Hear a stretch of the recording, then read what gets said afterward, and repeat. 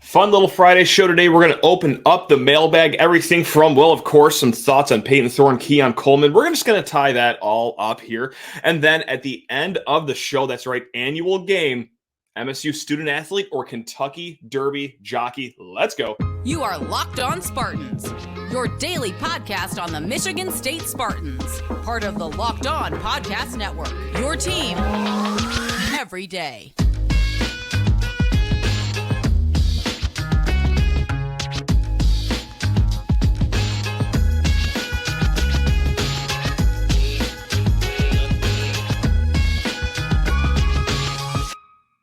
Spartan friends, Spartan family, Locked On Spartans listeners, happy Friday or happy Saturday, happy whatever day it is that you are listening to this. Thank you so much for tuning in to Locked On Spartans, your team in green and white 5 days a week. Please rate, review, subscribe to this here podcast or YouTube channel. Go drop us a review if you feel in a good mood. You know, we prefer the 5-star reviews, but we're not going to pressure anyone in anything. We just want you to have a good day. That's all that matters. And hopefully, this will brighten up your day because it's going to be a fun show today. We're going to get to some mailbag questions that we've had on the shelf for a few weeks now because when we asked for the mailbag questions, news was slow. And that lasted for about 6 minutes before everything picked up. And yeah, it's just been a packed last few weeks here. So going to get to those fun mailbag questions. And then third segment, we've been playing this game for quite some time here. Tomorrow is one of my favorite sports days of the year, the Kentucky Derby. So, got my brother on. He's our contestant. He will be playing MSU student athlete or Kentucky Derby jockey. 11 names. It's easy to play at home, so stick around for that in the third segment. Before getting into the mailbag here, look, I'm starting to get tired of talking about it. I'm sure you're starting to get tired of listening about it, but Payton Thorne, Keon Coleman, this is the last we're going to talk about until maybe they choose a new destination, and we'll see if we even get to that. But if I could talk, if they each came out with statements here. We're not going to go through all the statements, pretty cookie-cutter statements. Keon Coleman started his off with saying, I know you've heard the reports and rumors about the transfer portal. It's like, it's not a rumor. Like, all the names were due on Sunday. Like, there's an actual database with names in it. It's not real, but whatever. Thanks for everything. Yeah, all that stuff. Payton Thorne, also said, I gave my all. Thanks everything. Life can change pretty quick. I'm a Spartan forever, even though we're actively making a decision that quite literally makes us not a Spartan forever. Whatever. That always gets me a kick whenever a kid leaves a school and says, I'm part of the school forever. Oh, why are you going to another one then? Anyway, whatever. I just had to throw that in there. Again, hey, we're letting the hair down this Friday. We're cutting loose, if you will. So let's go to the mailbag over here, lockedonspartans@gmail.com. Matt C, that's right. Constant emailer. Love Matt C. Matt C is my guy. He says, let's bring up some positives about Thorne leaving. All right, there we go. Let's get some positivity in our lives on this Friday here. He brings up 3 positives. We'll go through them one by one here. Number 1, Payton's numbers without Walker are bad. No way around it. He had the opportunity to make this his team, and he cracked under the pressure. Ooh, that's harsh. That's harsh. I do think there was something to do with that, though, last year, in that he didn't have Kenneth Walker. And, of course, Kenneth Walker helps an offense. All right, how about that for some hard-hitting, real X's and O's analysis? But I think what we really saw missing with Payton Thorne's game was not just being able to hand the ball off and see a guy go 20 yards downfield, but it was the play action. His numbers in the play action with Kenneth Walker were superior, with him, against him not here, if you will. And it's really easy when teams are loading the box with 8 players to try to stop a guy that, should have won the NFL Rookie of the Year, the guy that should have been invited to New York for the Heisman ceremony, or, when you're faking handoff to him, getting the whole defense to bite on him, and then, okay, well, instead of a lot of safety help over the top, they've already dropped down, and, you could just drop a nice little throw in the bucket down there. So, yeah, look, I think we saw a lot change without Kenneth Walker. And yeah, Payton Thorne probably trying to do a little too much last year. I think we saw that late in the season as well, namely that Indiana game, trying to force a little too many throws here. But hey, that's what happens when you probably realize that, okay, my run game is a far cry from Kenneth Walker. Like the drop off from Kenneth Walker to whatever it was last year for most of the season, steep decline. So yeah, I think, Payton, and also injured too, if you want to put a lot of stock into that. I think there is something to that.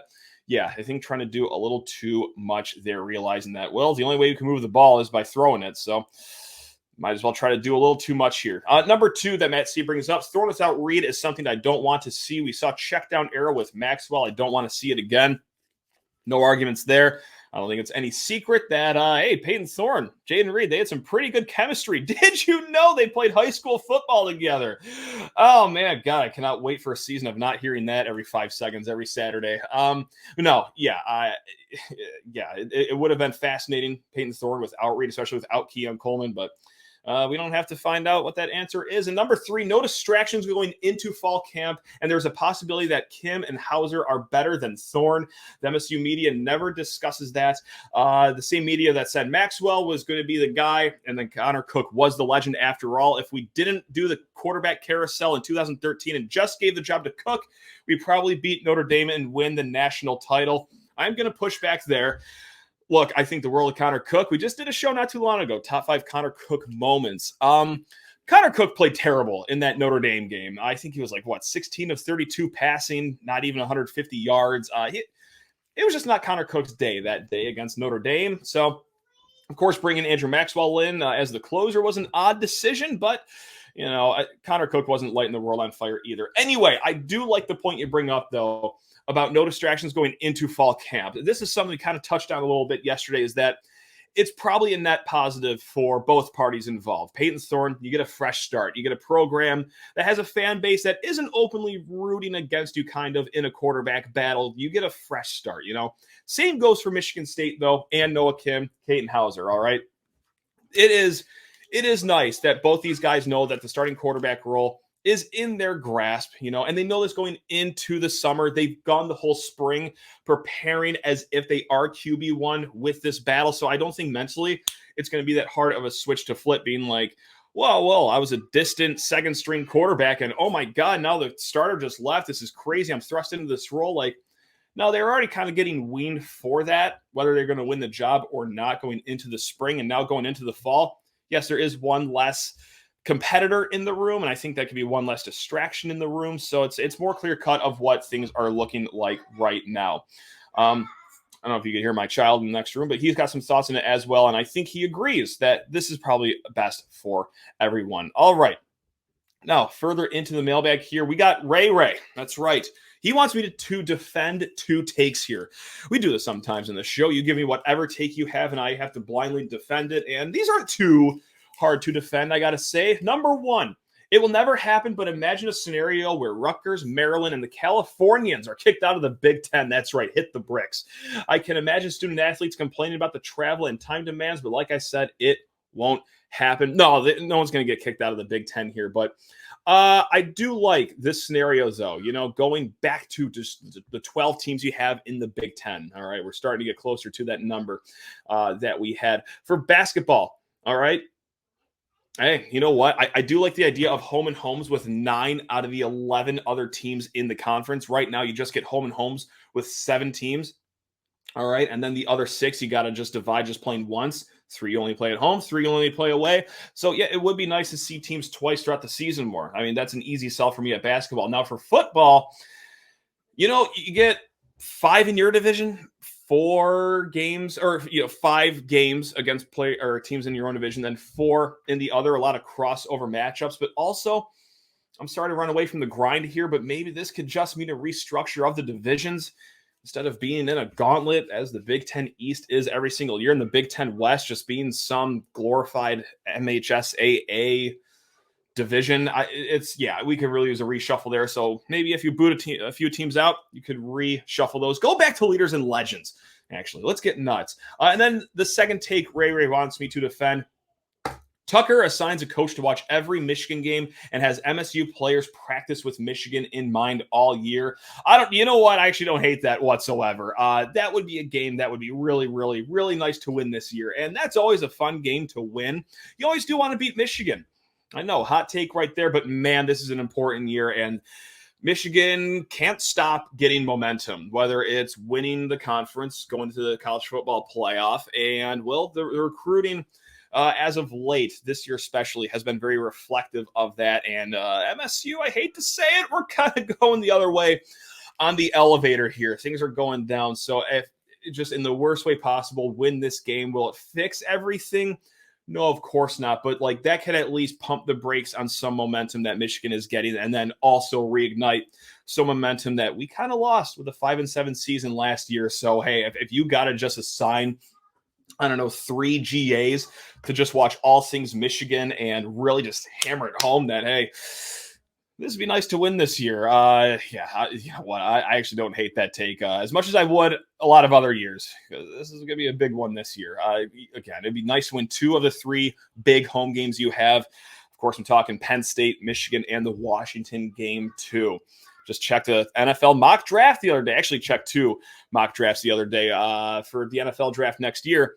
One had 4 Washington Huskies in the first round. The other one had just 3 Washington Huskies in the first round. So, yeah, they're going to be a really good team again next year. Woohoo! All right, we're going to get to a lot more mailbag questions here in a hot second. But first, need to talk your ear off about Built Bar. That's right, gang. It's the best tasting protein bar in the land. Whether it's the Built Bar, the classic, or my favorite, the Built Puff, they are wrapped in 100% real chocolate. They're soft, chewy, and they absolutely sing to your taste buds. They are. Most of these guys are just 130 calories, just 4 grams of sugar, but a whopping 17 grams of protein. I'm going to hit the links here over the weekend, and before my round, during my round, you best believe I will be wolfing down a Built Bar because I'm not going to feel weighed down with all the sugar, all the calories that you normally get from a protein bar. They're light on the body, but pack the power of protein. So thank you, Built, already in advance for carrying through my round of 18 holes. Gang, go to Sam's Club, go to Walmart if you're already out and about, or if you like the internet, built.com. That's right. Head to built.com to stock up on your Built Bars. And let's dive headfirst into the mailbag again. LockedOnSpartans@gmail.com is the place to find us. And we're going to start this next segment here from a question from Shrek Hat Guy. As a top 40 recruit, that's right, hey, we're talking basketball actually, first time in a long time. As a top 40 recruit, is Mady Sissoko a bust? If not, what is the minimum you want to see from him to consider him meeting expectations of someone who was a top 40 recruit? Oh, God, you're going to make him be the bad guy here on this beautiful Friday, but like so far, yes.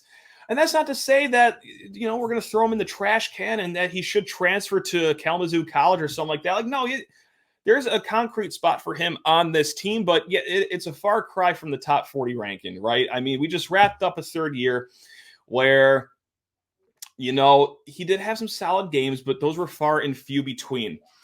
After 3 years, and look, he came in as a very raw prospect, right? I mean, he came in rated top 40 because, you know, of his ceiling.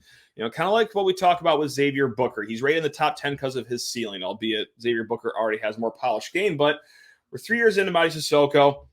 He still doesn't have a single post move, all right? Like, you can't really just dump the ball down low to him and, you know, pray for an easy basket. That's far to be desired.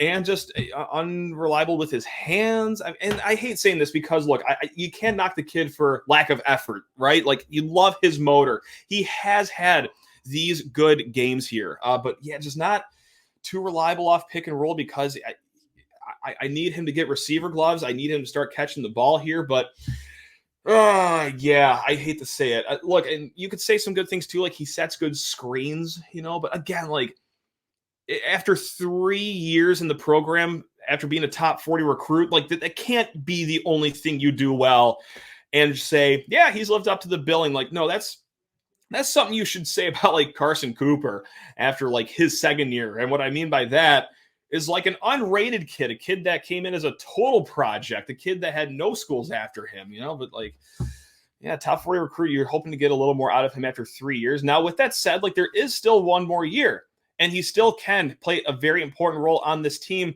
but I don't think it's going to be a role high enough to make us say like, oh my God, he did end up living to this billing. And what I mean by that is like, I don't even think he's going to have the opportunity to really get up there because he's never going to be a top 3 option on the floor offensively. Now, defensively, he can make a name for himself. No question about that. But offensively, like, look, he's always going to have Hogard, Akins, and Walker in front of him. Or let's say Cohen Carr's on the court instead of Akins. Or let's say that, I don't know, Xavier Booker is on the court too. Like, he might be the 5th option more times than not. I don't think he'll ever be a top 3 option, but that's okay. I mean, just keep on like stringing together those games you had against Marquette, 8 points, 10 rebounds, close to double-digit rebounds every game. And I know that's asking a lot, like more realistically, probably 7-8 rebounds per game is what we'll see, but just keep on having those games. And look, I mean, it's not going to turn out to be like, oh my God, he ended up a great top 40 recruit. Like, I don't think he'll ever hit that ceiling, but again, like he can still be a really good player here, and he still is a good player here and there. I would just love to see more consistency going into next season. I think we all will. Zeke's fan page writes in, first and foremost, let's get an MSU baseball segment on the pod. I owe you one next week. I will get down to that after they wrap up a weekend here. Gonna get more clarity on what the Big Ten tournament looks like for them. So yes, we'll get into MSU baseball for a segment next week. And then he also writes in general advice for moving in with a significant other. How much MSU stuff can I decorate with? All right. Start talking about your stuff way beforehand. All right. Do not spring this on right as you're unloading the U-Haul or unloading your truck right into, no. Talk about this for ample heads up far in advance. Also, make sure you get the auxiliary room.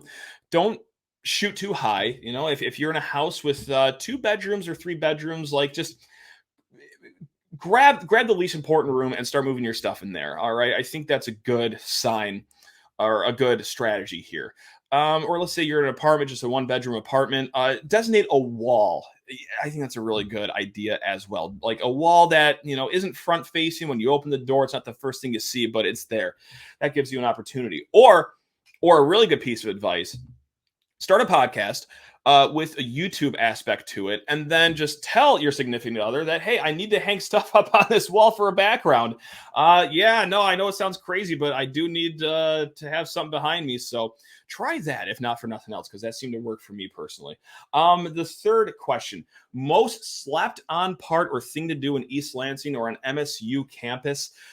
As a student, I think it's just walk around at night after like a snowfall or a snowstorm, because you get a lot of few things here. You get a lot of few things. That's a nice contradictory statement. You get a few things here. Let's try that. You get the beauty of campus, right? Just the nice blanket of white snow. The moon reflects off of it. It lights up campus in this nice, soft, ambient light.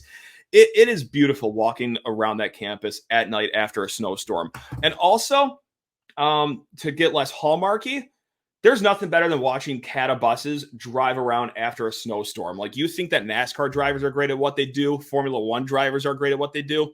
There is no better professional driver out there than CATA bus drivers after a snowstorm. They execute flawlessly. Whether it's 1 inch of snow, 11 inches of snow, they get you from A to B. No questions asked. And also, for not being a student, I still think Forest Acres East Golf Course is incredibly slept on. It's the least expensive of the two between East and West. It's the less challenging one, but they just maintain that so well. Like, it is such a beautiful golf course, even with it being such a great price. So yeah, absolutely. And then bonus question, what varsity sport at MSU would do best with Zeke on the team?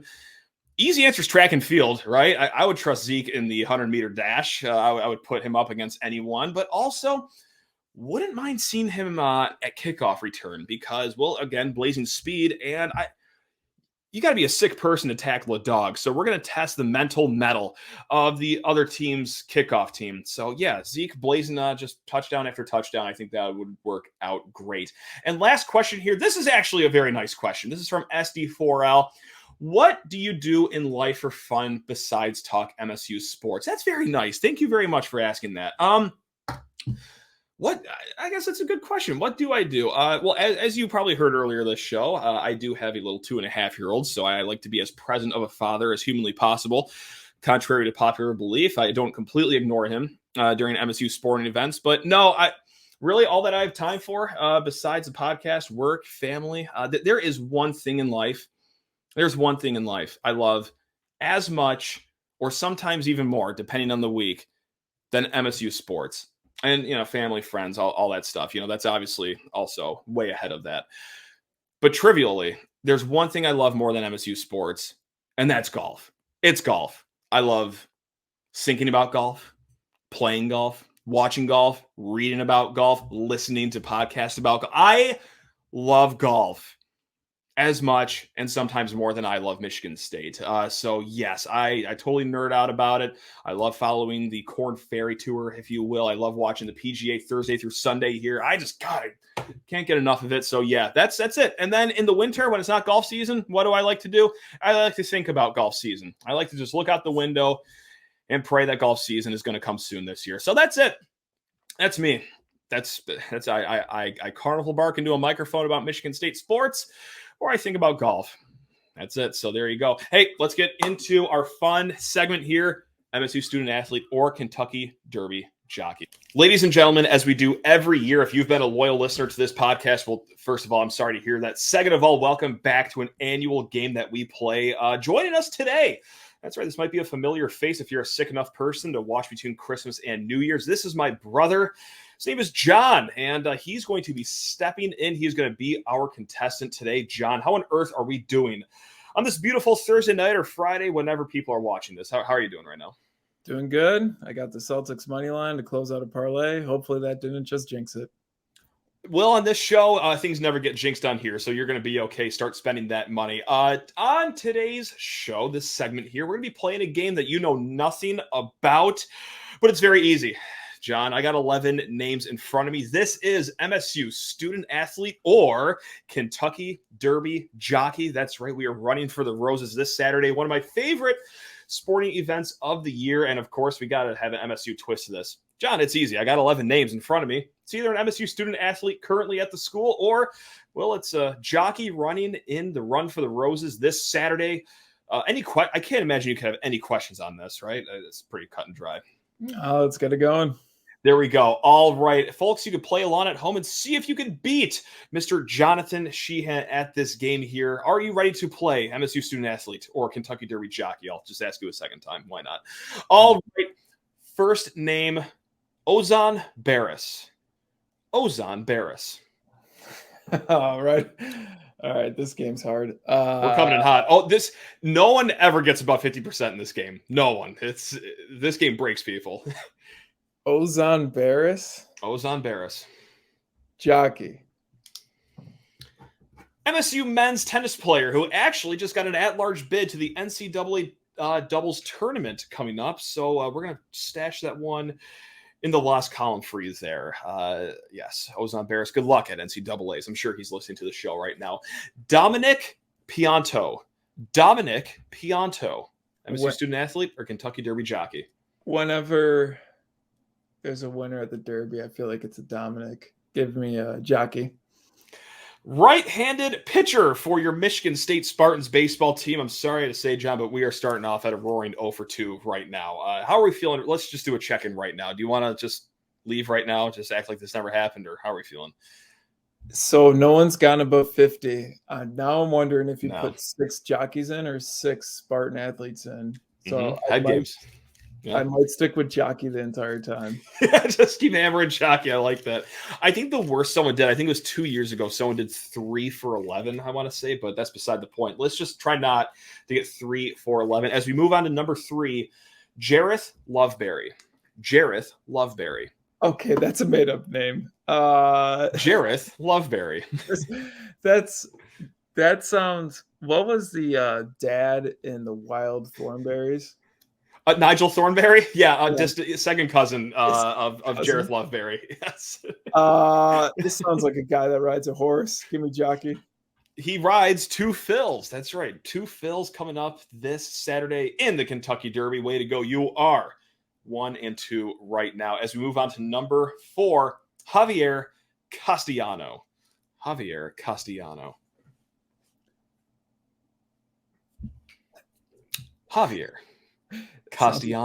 It sounds like a jockey. He will be riding Mage this Saturday at Churchill Downs in the Kentucky Derby. Good for you. You are back at 500 now. Let's keep it going. Hopefully you can qualify for a bowl game here. Benny Gomez.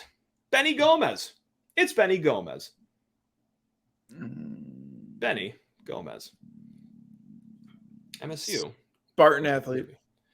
125-pound wrestler for your Michigan State Spartans. That is 3 in a row for you, John, and you are now 3-2 as we move into the back 6 here. Irad Ortiz Jr. Can I just say I'm sorry. Yes. Go on. When you said 125 pounds, I thought it was for sure a jockey. So that was a surprise. Oh, the size of a jockey, but no, he wrestles. He's one of them wrestlers over there in East Lansing. Good call though. That's an astute observation for you over there. Look at what's that. The new one? Now, Irad Ortiz Jr. What's his deal? Is he also a nice little wrestler over there, or is he going to be riding a Kentucky Derby horse coming up this weekend? Everybody knows Irad Ortiz Sr. is a jockey, and that's his kid. Give me jockey. He will be riding the favorite Forte in the Run for the Roses this Saturday. That is 4 in a row. That is 4-2. This is a bona fide heat check right now. That was a real shame if you blew this. Real shame if you blew this right now. Here we go. You got 5 to go. Jonathan Stout. Kentucky Derby jockey or MSU student athlete. What do we got here? I can see like an MSU Spartan making a good play and some corny broadcaster saying like that was a stout play. Okay. So give me MSU athlete. Well, if that's a soccer broadcaster, you might be correct because he is the forward for your Michigan State men's soccer team. This is getting away from me right here. I feel bad as a host right now. This is getting a little too easy here. Well, hopefully Paco Lopez can save me here. Michigan State student athlete or Kentucky Derby jockey. I mean, come on, Paco Lopez. That's a jockey. Paco Lopez is a jockey. He is riding Lord Miles coming up this Saturday. This is how. Oh God, I've already lost count. This is bad. Nope, that's 6 in a row. That's right. So you are 6-2. That is 8 as you are going into your final 3 here. I mean, this has just got to be an extraordinary. You've locked up above 500. Do you just want to give the victory speech now, or do you want to go through the other 3 here before your victory speech? Are we satisfied with above 500? See, that's that keep chopping attitude we like to see. That's what I'm talking about. Here we go. Drew Seabass.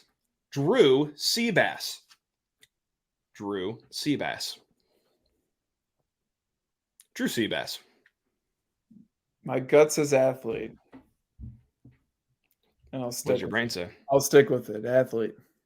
Just an unbelievable run here. 7 in a row because that is a cross-country runner for your Michigan State Spartans. We have 2 to go. Number 10, Jacob Merritt. Jockey. Offensive lineman for your Michigan State Spartans. That ends quite the hot streak for you. He was somewhat famously viral on Twitter because someone edited Johnny Cockslam by his name because he is number 69. And, well, if your name's Johnny Cockslam and you're number 69 on the football team, that's objectively hilarious. But no, it was Jacob Merritt the entire time. It's Jacob Merritt, offensive lineman. And last but not least, as you're just trying to pour gravy onto this right now because you're playing with house money, James Graham. What do we got here? I feel like James Graham sounds like a vice presidential candidate in 2024. It sure does. Yeah. Yep. James Graham. Jockey. That's what we'll do. How confident are you in that? Not at all. Well, you should because he is riding Confidence Game coming up this Saturday at the Kentucky Derby. That is an astonishing 8 for 3 right there. And you actually just gave me a really good idea for next year. Next year, we'll do MSU student athlete, Kentucky Derby jockey, or like staffer on some presidential nominee for the upcoming election, whenever that is. We'll figure we'll tie in the election somehow. There's nothing better than talking politics and election on a sports talk show. Everyone loves when we do that. So yeah, we'll do that next time. But the floor is yours. You can take as long as you want for this victory speech. You've earned it with an 8-3 record. That absolutely shatters a record here. And you had no idea what game we were playing, so it's not like you could comb through all the jockeys. So have at it. Floor's yours. It's a good start. Yep. This is moving. Wow. This is sending people into the weekend with inspiration. Okay. Don't bunt with 2 strikes. There we go. Just some friendly advice as we're all getting into our weekend here. This was great. Thanks a lot for jumping on. What a hoot and a half. And yeah, 8-3. That's going into the rafters over at your household because there's no way that ever gets beat. But everyone, hey, hopefully you guys did as good as 8-3. And if you beat 8-3, go ahead, comment below on YouTube. Let me know. LockedOnSpartans@gmail.com, and I'll be sure to send it to John to knock him down a few pegs. So yeah, we'll make it a team effort here. Until then, though, gang, enjoy the weekend. Enjoy the Kentucky Derby. There's some great basketball going on as well. You guys deserve an incredible weekend. Love you all. Go Green.